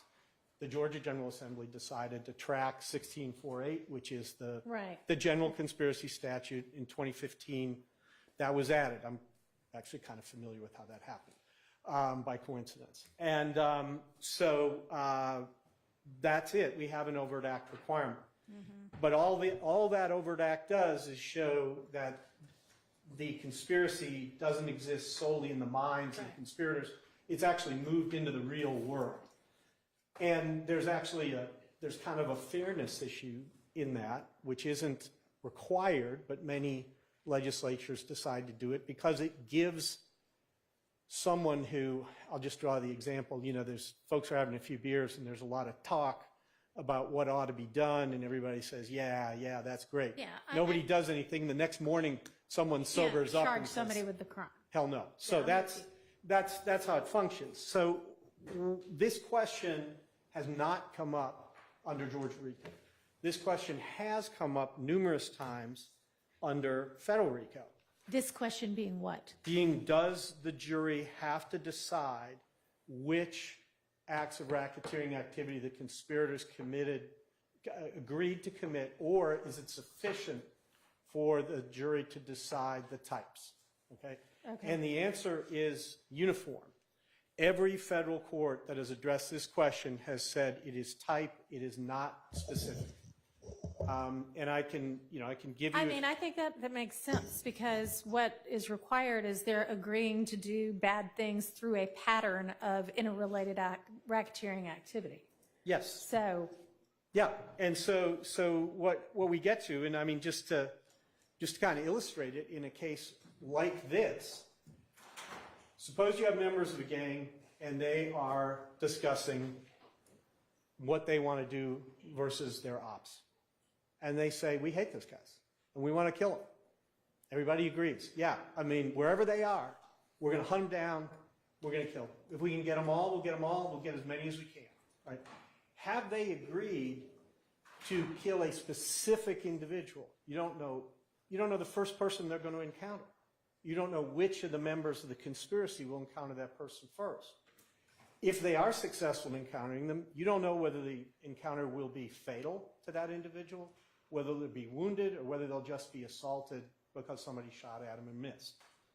But all of those are acts of violence. All of those are within the scope of the enterprise. And in this case, you have all of those things actually happening in real life. They're not hypothetical. A terrorism analogy would be a group of people who agree to plant bombs. And they say, you know, we need to destroy, I'll put it in Al-Qaeda type references. We're going to destroy the symbols of the great Satan's arrogance. Yes, one of those. His monuments, his hotels, his whatever, okay? We must do this, yes. How far will we go? As many as we can do. They've agreed to make bombs, plant bombs, destroy things, hurt people. We don't know exactly which bomb will get planted, exactly where, if it'll actually go off, whether hundreds of people will be injured or nobody will be injured. But they have agreed to engage in this course of activity. That is the violation. It's manifest. In federal law, all they would have to have is that conversation. Georgia law, all they would have to do is have that conversation plus an email, a phone call, or in some cases, as it tends to be, many, many other things. But that's all it is. And that's why, you know, just for the record, I'll give you a few examples. United States v. Applins, APPLINS, 637 F3rd 59 at 8081. It's a Second Circuit 2011 case held. The jury was not required to answer special interrogatories as to which specific predicate acts each defendant would commit. U.S. versus Gutierrez. What? 637F what? Sorry. Is that one? 637 F3rd 59 Okay. at 8081. United States versus Gutierrez, GUITERREZ, 963 F3rd 320 at 328. District Court was asked to issue special verdict form requiring the jury to identify specific racketeering activities each appellant conspired to commit. It declined, affirmed. Okay. Is it reversible error to require the special interrogatory? I could not say that, no. I don't think it's reversible error. Okay. I think, I believe you have some discretion here. Okay. The question is, how is it best exercised under the circumstances? U.S. v. Cornell, spelled like the school, CORNELL, 780 F3rd 616 at 625, 4th Circuit 2015. Cornell cataloged the cases. It surveyed the federal cases and said I'm quoting, every circuit to have considered this issue has concluded that for a RICO conspiracy charge, the jury need only be unanimous as to the types of racketeering acts that the defendants agreed to commit. Okay. And that does seem to make sense to me because, again, we're at the conspiracy stage. We're not at the completed racketeering acts stage necessarily. So, okay. Yeah. All right. I won't belabor the point then. What else? How about overt acts? I mean, those need to, if there's going to be one needs to be found, at least one needs to be found. That would need to be specified, right? And found unanimously, right? At least they have to be unanimous that an overt act occurred. Yes. They generally, and I'm looking for, I apologize, I have the language with me. It'll take me 1 second. I have an example, and if I can't find it in 20 seconds, I will send it to you. Okay. But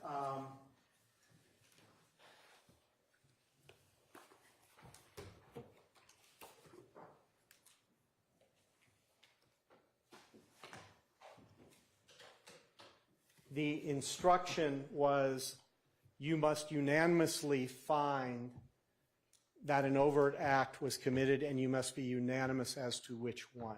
It was not, you have to go top to bottom.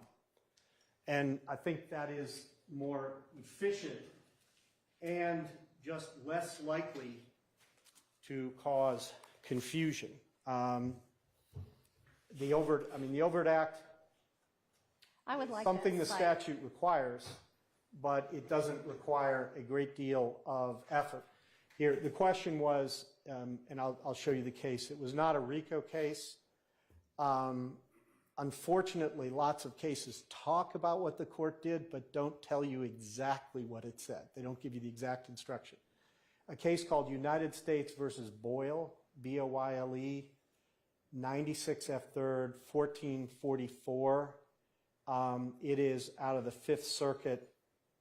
It was, I just want to be clear, it was not a RICO, it was a conspiracy. Mm-hmm. The question that was asked was, do you agree unanimously on at least one specific overt act which was committed in furtherance of the conspiracy to commit each of the offenses you checked in question one, because there was more than one conspiracy? Yeah, I'm not sure how much we can say that's on all fours, though, considering like you said, it's a conspiracy case and not a RICO case, which I know RICO's a conspiracy, but we've got a specific overt act requirement in our statute. Do you know of any Georgia case law or case law from a sister state with a similar RICO statute that answers this question?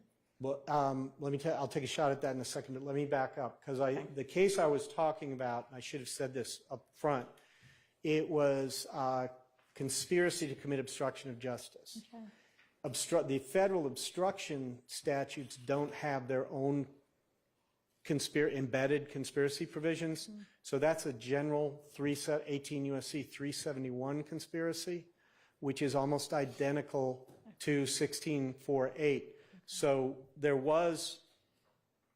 was under a conspiracy statute that had an overt act requirement, just like ours does. Okay. And if you were to match 1648 against 18 U.S.C. 371, they're basically the same statute. I think 1648 is drawn from 371. Okay. As far as other states addressing this, I have not found anything. Okay, and so would your suggestion as to how the court ensures that they find one within the statute of limitations just be to include in the instruction, you know, not only you must unanimously find one and it must be unanimous as to which one it is, you must unanimously find one within whatever that date range is? They have to find one within 5 years of the indictment. That's the test. But I mean, would you just say like, you must unanimously find one within this date range? Yes, I mean you could. Well, the instruction that I saw, that's the other one I was going to talk about, and you suggested that you'd already settled that. I didn't hear exactly how it was settled. Oh, but the test. Yeah, the other one about like, I can't remember exactly what it said because I've already deleted it from my version, but that anything that wasn't an overt act within that statute didn't even get included, and that's not true. It can be 500 of those as long as one of them is within the statute. They can find however many others they want to outside of the statute. Yeah, and they can go back to the beginning of time as well. This question was answered in a ruling by Judge Glanville. The statute of limitations question. Yeah, I don't have any question about the statute of limitations question. All right. I know that that proposition was incorrect, and I understand what the law is. All right. And then, okay, so I may have been missing the exact question you asked me. So the question I asked is if I am not having them find, you know, overt acts 1 through 190, do you find this or not? Right. Then is the way that I ensure myself that they found an overt act that is within the required 5 years prior to the indictment to just tell them you need to unanimously find at least one overt act within the date range and your decision about which one has to be unanimous? Yes, I think that takes care of it. It actually answers both questions. Those were the only two charges I really had much to say about, and I think that would take care of it neatly. Okay. All right. Well, again, we'll get into the nitty-gritty tomorrow. Okay. All right. Okay. For what it's worth in Georgia, the closest that I know of this issue coming up was the Dorsey trial. And in that, Judge Becker had initially said she wanted the jury to fill out this form. That was a substantive RICO. And so she would have been listing predicate acts, not overt acts. But that's kind of the same idea, basically. I don't know exactly why. And initially I wasn't successful in changing her mind, but she wanted to do it after they decided guilt or innocence and then bring the jury back. Jury went 3+ days, and they came back and you know, there are these were a mess. federal statutes, or not statutes, I'm sorry, but there's federal case law that seems to suggest that they need to find guilt, and then, and only then, do they need to say what predicate acts they found, which I find to be odd, but... That's mostly, I think, out of the Second Circuit, and nobody else has decided they like it. I mean, you can that find may have been many why, different but ways of anyway, handling yeah. it, especially if you go back. Very odd. Doesn't help the jury at all. Well, no, and asking the jury to do that if they've been deliberating for a very long time and coming back in and saying, and now you have another homework I assignment. mean, what I want to do is give the jury a logical and correct roadmap as to how do you consider this? Right. What are you supposed to think about? What are you supposed to find? If you don't find it, then what happens? You know, I want to give them instructions that actually help them deliberate. Yeah, yeah. And it's actually, there are federal opinions that say sort of offhandedly a RICO conspiracy case is a lot easier than a substantive one. I'm not sure everyone agrees with that, but I don't think it's a lot more complicated. It's really, do you have an agreement? Would the agreement have violated the statute if it was consummated? And was there an overt act? And then as to each individual, were they part of that conspiracy or not? And if it's All right, let me ask you this. the nuts and bolts. So there has to be a, determination from the jury, whether it's a violation of subsection A or subsection B, that, they conspired to either participate in the enterprise or acquire money through a pattern of racketeering activity and that somebody committed an overt act to further just the criminal objectives of the conspiracy as alleged in the indictment, or to further the specific pattern of racketeering activity that had been agreed upon? No, it is not. There's nothing, first, to kind of walk it through, there's nothing in the case law that says it would have to be as specific as the second. And so if I'm just conspiring in an enterprise, if I'm just saying, I hear you guys are the best robbery crew in town, I want to be part of it. And they say, okay, but you have to ante up $1,000, or we have to use your car. Pick anything you want. Give me your cell phone. Lend me $100 till payday. Any of that. As long as it ties to that enterprise, that's sufficient, and that's why the overt act itself doesn't have to be a crime. And part of what happens here is if we pile on additional requirements that aren't in the statute. Okay, so it's just then to further the criminal objectives of the conspiracy. Yeah. And it's the criminal objectives of the conspiracy as alleged in the indictment, right? Yes. So And if it's not the non-criminal objectives of the conspiracy, is it? If I wrote a haiku that didn't talk about other gangs or violence or anything else, I don't think that would do it. I agree. But the point is, that overt act doesn't get mutated into a full-fledged attempt or conspiracy of its own. Oh, yeah, Because I know. otherwise the statute it can would say be, that. we're going to kidnap whomever, Yeah. and then we're going to kidnap their daughter or whatever. If I go by rope, that's not illegal, but that's an overt act in furtherance of our conspiracy to do bad things. You drive by the house and you say, yeah, they're home. Yeah. Okay? It's Okay. not illegal to drive by the house, and it's not illegal to look in the window, but if Okay. it's part of that conspiracy, yeah. Yeah, but the objectives of the conspiracy, so in the indictment, there are these objectives of the enterprise, YSL, listed out. Some of which 5, I think. are criminal and some of which would not be criminal. Some have non-criminal aspects to them, yes. Some are entirely non-criminal. Right. And so an overt act to further one of those things would not equate to a crime, assuming all of the other elements are there, I understand what you're saying. right? I think that's correct. Legally correct? Okay. It says, the statute says an overt act to effect the object of the conspiracy. It speaks in the singular, it doesn't preclude the Right. plural. And that has to be a criminal object, right? We're talking about, the object is ultimately to violate a substantive provision. And I'm not trying to mince words, I'm thinking along with you. Yeah. But if you're forming an enterprise, remember that an enterprise can be legal. Yeah.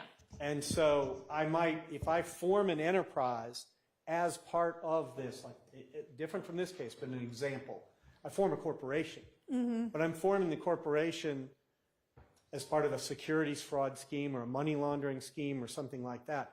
That can be an act, overt act in furtherance of the objectives of the conspiracy. It is not itself illegal.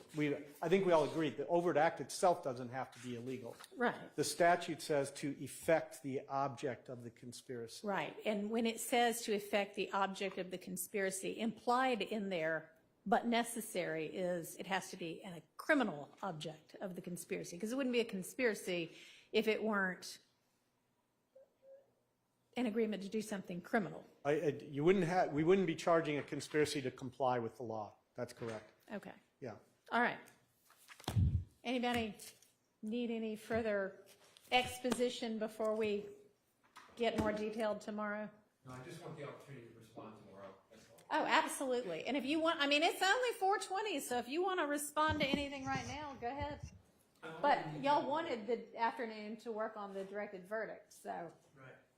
And I'm going to reiterate my humble request of the state in an effort to get to the bottom of the directed verdict stuff and arguments.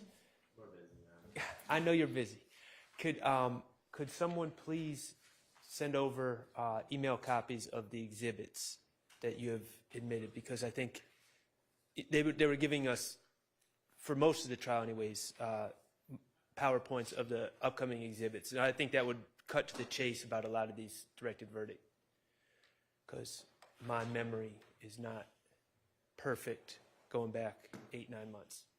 I believe Ms. Knight has started, and I thought she sent the link. I'm confirming. Are there certain acts that you want, because of the amount of media in some of them, and they're taking a little longer? Are there certain acts, and we can talk offline. Yeah, Are there certain acts that we can start with first, and then get the other ones up? All right. And I assume you'll have, if you find it, whatever that law is that we're talking about on the gun count. Yes, Your Honor, I will forward the case. All right. And then y'all will have specifically a list of evidence that exists and is admitted in this trial to support every one of these counts, right? Because I'm assuming, I mean, I don't know what they're going to move for directed verdict on, but you'll have the answer as to whether there is evidence to support it. Okay. And I'm just trying to. All right. By tomorrow, when we take this up in the morning, like, I don't want you to say to me, oh, now that I've heard what the directed verdict is on, let me have the next 4 hours to get my response together. Because we talked about this a week and a half ago, that we were getting to this point and y'all needed to be ready with whatever y'all were going to say as the defense and whatever you were going to respond to as the state. Okay. All right. See y'all at, we want to say 9? Okay. See y'all at 9.